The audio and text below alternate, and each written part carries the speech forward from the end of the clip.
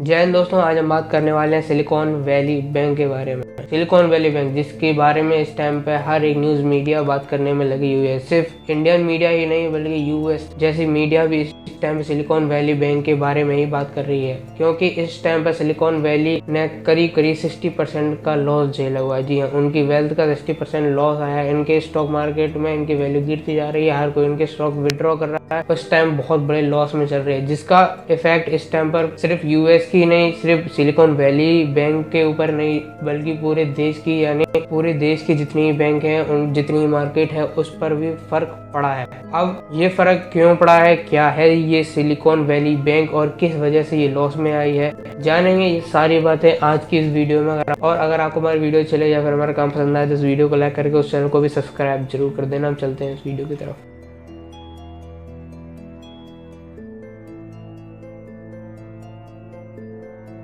तो शुरुआत से बात करें तो सिलिकॉन वैली बैंक की फाउंडेशन हुई थी कैलिफोर्निया में 1983 में, जो कि यूएस की बैंक है। और 2021 के हिसाब से अगर माने तो ये खुद क्लेम करते हैं कि यूएस में जितने भी स्टार्टअप्स हैं, जी हाँ, जितने भी वेंचर स्टार्टअप्स हैं, उनकी 50% स्टार्टअप्स तो अकेले इन्हीं के बैंक में डिपॉजिट होते हैं। मतलब कि माल पानी सब इन्हीं में डिपॉजिट होता है अपना, जिसको ये लोग आगे और स्टार्टअप्स खोलने के लिए लोन पे देते हैं, वो भी थोड़े बहुत नहीं, बहुत ही हाई इंटरेस्ट रेट पर, जिससे इनका धंधा चलता है। ऐसे इसी तरीके से बैंक चलती है इनकी। इनका मेन फंडा यही है कि यूएस में जितने भी ज़्यादा स्टार्टअप्स हैं उन्हीं में ये लोग इन्वेस्ट करते हैं। इनका मेन मार्केटिंग स्ट्रेटेजी यही है कि स्टार्टअप्स में इन्वेस्ट करते हैं, अपना रुपये इधर उधर किसी को लोन कम देंगे तो भी स्टार्टअप्स वालों को ही देंगे। तो जैसा कि मैंने आपको बता दिया कि ये ज़्यादातर अपना मार्केट स्टार्टअप्स कंपनी, जो स्टार्टअप्स हैं अपने देश वगैरह में, उन्हीं में अपने ज़्यादा रुपए चलाती है मार्केट में, उन्हीं से डिपॉजिट कराते हैं और आगे उन्हें ही लोन दे देती हैं। अब यही प्रॉब्लम हुई है कि यूएस में इस टाइम पे स्टार्टअप ज़्यादातर फेल हो रहे हैं, जिसकी वजह से इनका रुपये अटका हुआ है। लोग इनमें डिपॉजिट ज़्यादा कर नहीं रहे, जो ये लोन पे दे चुके हैं उनका इंटरेस्ट रेट ये लोग हाई कर चुके हैं, जिसकी वजह से उन्हें डिपॉजिट मिल नहीं पा रहा, क्योंकि उनके स्टार्टअप थे वो लॉस में जा रहे हैं, जिसकी वजह से उन्हें पैसे मिल नहीं रहे, जिसकी वजह से इनकी मनी प्रॉब्लम इस टाइम पे चल रही है, जिसकी वजह से इनके पास मनी की कमी हो गई है। और इसी के चलते इन लोगों ने, यानी सिलिकॉन वैली बैंक ने अपने स्टॉक्स, जो कि अराउंड $21 बिलियन के स्टॉक्स थे, वो सेल कर दिए हैं, जिससे उनके बैंक में इस टाइम पे रुपए आ सके और वो आगे लोन दे सकें। अब जब बैंक में इतनी ज़्यादा प्रॉब्लम चल ही रही है, तो जिसकी वजह से जितने भी इन्वेस्टर थे उनका इस पर हल्का सा विश्वास उठने लगा है। जैसा कि आपने कई बार देखा होगा कि जब उनकी किसी कंपनी, किसी ब्रांड की जब वैल्यू डाउन होने लगती है, बुरे दिन आने लगते हैं, तो लोग, जो जितने इन्वेस्टर्स होते हैं उनमें, वो अपने रुपए या फिर अपने शेयर वगैरह वापस लेने लगते हैं, सेल करने लगते हैं, क्योंकि उन्हें अपना भरोसा टूटने लगता है कि कहीं लॉस में ना चले जाए। जिसकी वजह से कई सारे लोगों ने, जितने भी इन्वेस्टर थे इनके, वो अपने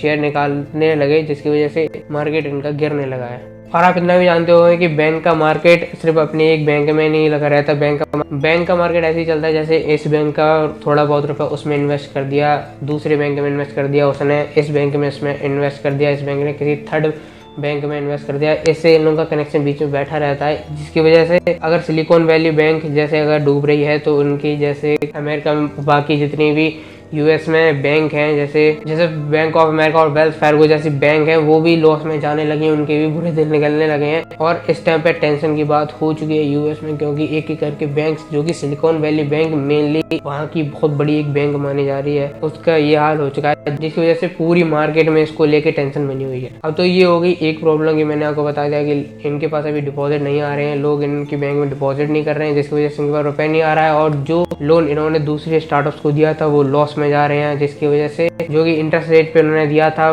स्टार्टअप्स लॉस में जाने हैं, जिसकी वजह से उनका इंटरेस्ट आ नहीं रहा है, जिसकी वजह से सेम बात है, उनके पास पैसे नहीं है। अब इसी कनेक्शन लेता है इनकी दूसरी प्रॉब्लम ये है कि इन्होंने करंट टाइम पे अपने इंटरेस्ट रेट बढ़ा दिए हैं।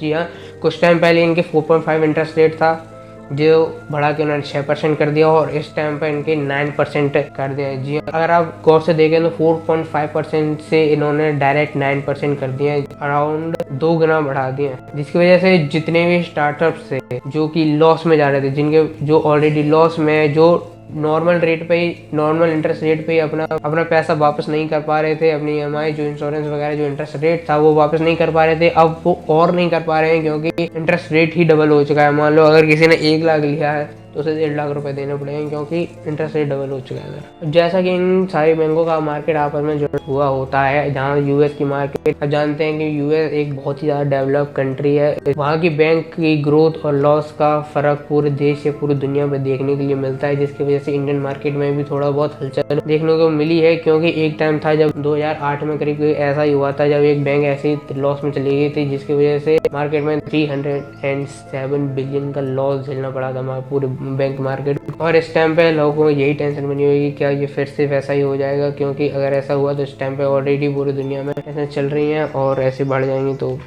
बाकी इस वीडियो पर आपकी क्या राय है हमें कमेंट्स करके जरूर बताना। मुझे जितना हो सकता है, मुझे जितनी रिसर्च करी, जितनी अपने आसान भाषा में आपको समझा सकता था वो समझा दी। बाकी आपकी इस पर क्या राय है? देखो, मैं कोई सीए या चार्टर्ड अकाउंटेंट वगैरह या एमबीए का कोई स्टूडेंट नहीं हूँ, नॉर्मल एक स्टूडेंट हूँ। जितना बता सका उतना बता दिया। बाकी आपके काम में गलत हुआ ये सब आप कमेंट करके बता सकते हैं, मुझे करेक्ट कर सकते हैं, कोई ऐसी बात नहीं है। बाकी इस वीडियो के लिए इतने। अगर कोई वीडियो इन्फॉर्मेटिव लगी तो प्लीज़ इस वीडियो को लाइक और चैनल को सब्सक्राइब जरूर करें। असली में इन्फॉर्मेटिव लगी तो लोगों के साथ शेयर भी करें। इस वीडियो के लिए इतना ही, मिलते हैं ऐसी इन्फॉर्मेटिव वीडियो में, तब तक के लिए।